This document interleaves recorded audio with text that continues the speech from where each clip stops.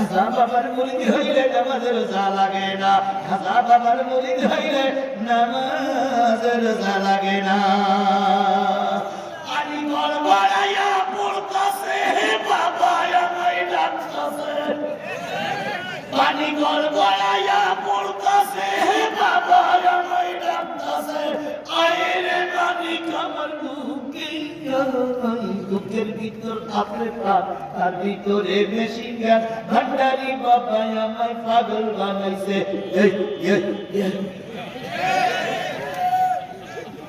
আছে না নাই, আছে না নাই, আছে না নাই? খালি নবীর ঘরে থাকতে গেলে কোন নবী বেনামাজি? খালি তুমি আমি যদি নবীর ঘরে থাকতে চাই, কোন বেনামাজির ঘরে থাকতে হবে না, থাকতে হবে নামাজিদের দলে। এবার জাতীয় পার্টি আওয়ামী লীগ জামাত ইসলাম আর বিএনপি চারটে দল, অন্য ছোট দলদের ভিতরে আমি যাবো না। আপনারা বুকে হাত দিয়ে বলুন তো, এই চারটে দলের ভিতরে নামাজি কোন দলে বেশি? নামাজি কোন দলে বেশি? নাম বলে না বলাই মনে হয় ভালো। নামাজি যে দলে বেশি, ওই দলেই তোলাকে থাকা লাগবে। কার নির্দেশ? আরো জোরে বলেন, কার নির্দেশ? কিয়ামতের দিন সকল নেতাদের ডাকা হবে, সকল অনুসারীদের ডাকা হবে, নেতা সহ ইমাম সহ ডাকা হবে সকল মুক্তাদিরকে। এখন ইমাম যদি জান্নাতে যায়, দুনিয়ার আমি জান্নাতি, ইমাম যদি জাহান্নামে যায়, দুনিয়ার আমি জাহান্নামী। এবার বলুন তো, আওয়ামী লীগের প্রতিষ্ঠাতা যিনি, তিনি নামাজি না বেনামাজি আমি শুনবো না। বিএনপির প্রতিষ্ঠাতা তিনি নামাজি না বেনামাজি তাও আমি শুনবো না। জাতীয় পার্টির যিনি প্রতিষ্ঠাতা, তিনি বেনামাজি না নামাজি তাও আমি শুনবো না। বাংলাদেশ জামাত ইসলামী প্রতিষ্ঠাতা এবার একটা বর্তমান যারা নেতৃত্ব দিচ্ছে, তারা নামাজি না বেনামাজি? যদি নামাজি হয় আর এই দলটা তিনি জান্নাতে যাবে মনে করেন, ওই দলের সঙ্গে আপনিও থাকলে আপনিও যাবেন আল্লাহর জান্নাতে। তাহলে আপনারা আমাকে 12 হাত পার হতে দেবেন না। আল্লাহ রাসূল বলেছেন, মান তাসাব্বা বিকওমিন ফাহুয়া মিনহু। যেই জাতির সঙ্গে, যেই গোষ্ঠীর সঙ্গে, যেই জাতি, যেই গোষ্ঠীর ওঠা বসা, কিয়ামতের দিন ওই জাতি বা ওই গোষ্ঠীর সঙ্গে হয় তোমার জান্নাত নাই জাহান্নাম। এবার প্রমাণের জন্য আল্লাহ রাসূলের কাছে প্রশ্ন করা হলো, ইয়া রাসূলুল্লাহ, ইয়া উম্মুল কওমা আকরাহু লিকিতাবাল্লাহ। নবী বলেন, নবী সাহাবীরা বলেন, ইয়া রাসূলুল্লাহ, আমাদের সবাই ছেলে মুরব্বি মুরব্বি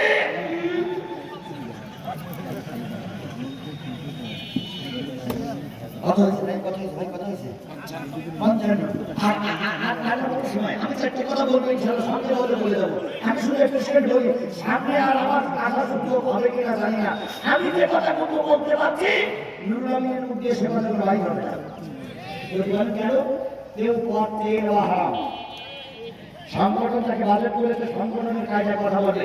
আমি যে কথাগুলো মন খুলে বলতে পারবো, উনি সে কথাগুলো মন খুলে বলতে পারবে না। কারণ হলো উনি নিজে নিজে এমপি হোক, এটা কখনো তিনি বলতে পারবেন না। বলার অধিকার নেই, কিন্তু আমার অধিকার আছে, কারণ সে আমার ভাই। কথা বলেন, কথা বলেন, কথা বলেন। আমি আমার ভাইয়ের জন্য রক্ত দিতে পারি, আমি আমার ভাইয়ের জন্য জনগণের পাই করতে পারি, তবুও চাই আমার ভাই যেন ফুলের মালা নিয়ে আমাদের মাঝে ফিরে আসে। কথা বলেন, কথা বলেন, কথা বলেন।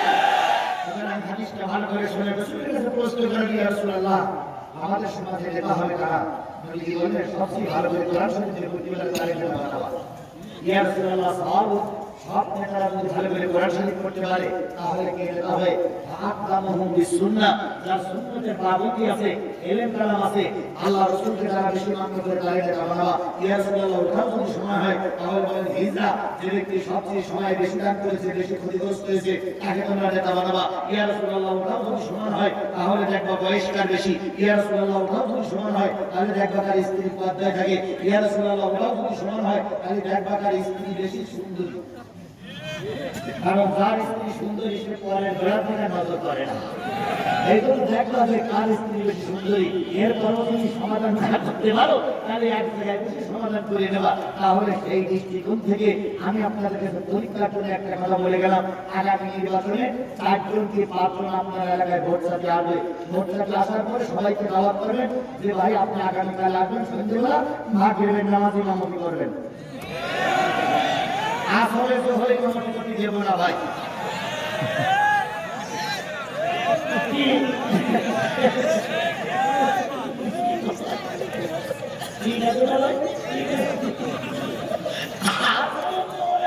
ইমামতি করতে দেবো না, ইমামতি করতে দেবো করতে ইমামতি করতে দেবো।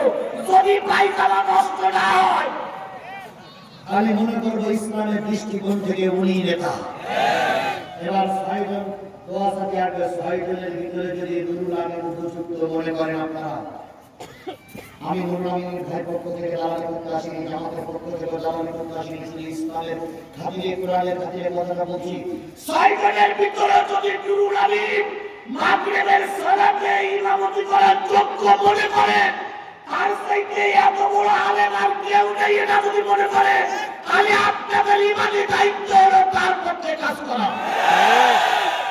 হ্যাঁ, দোষে গুণে মানুষ, দোষে গুণে মানুষ।